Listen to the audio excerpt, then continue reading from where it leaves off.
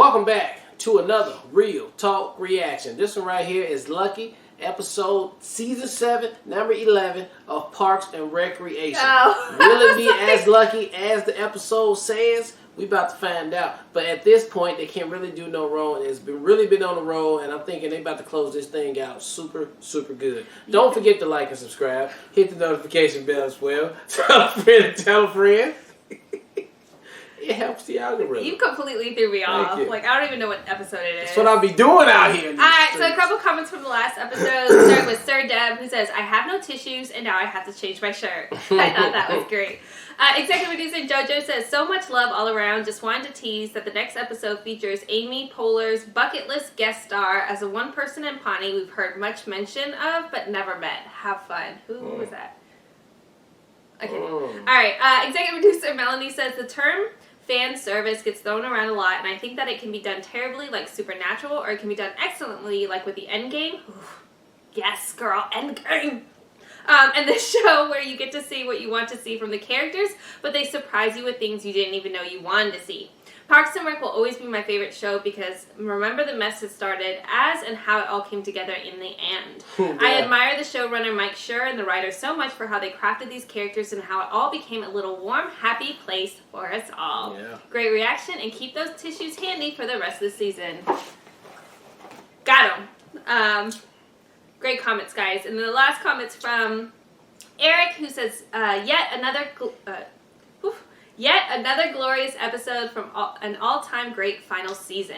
Because this show has immaculate attention to detail, and so does its fans, when this episode first aired, somebody actually transcribed the full text of the Loose Animal in Studio disclaimer that scrolls across the screen at lightning speed. You can find it here. It is predictably hilarious. Oh, I'll have to check that out. That is brilliant. Thank you for that. All right, guys, let's jump into it. Let's get you out of here. All right, B. Well, let me know. Yeah.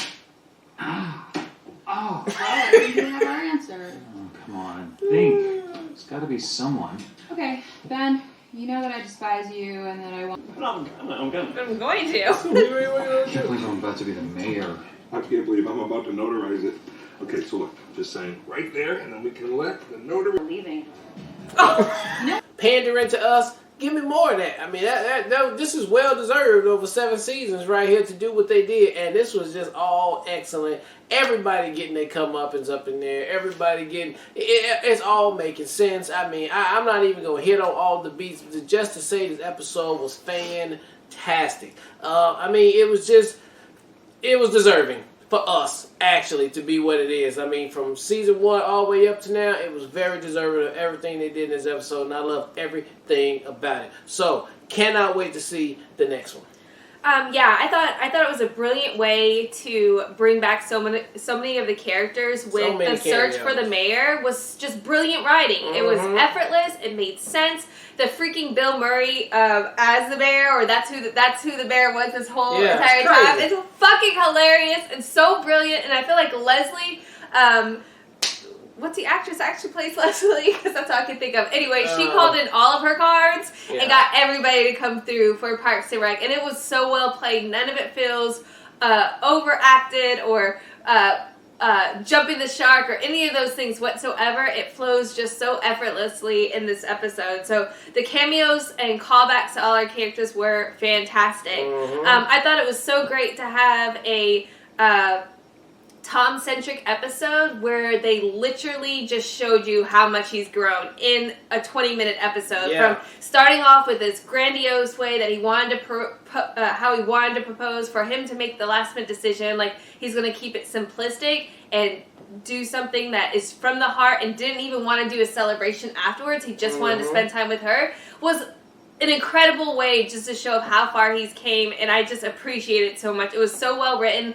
It was beautiful. It was sweet, and it does give you hope that that's something new that's brooding there with everything else that's coming to an end. That we know, like he finally found love, and he grew up so much in this show. So I thought that was great. I absolutely love Donna finding Typhoon to be the new barber for Ron, and also shows his growth. Like, his previous barber, who he thought was irreplaceable, they never even spoke, and now he's having a full-on conversation with Typhoon because she knew what type of person to match him up with. Just speaks volumes to Donna and how much she cares about all the characters too. Yeah, like she sees people for exactly who they are and what they need, and I thought that was brilliant.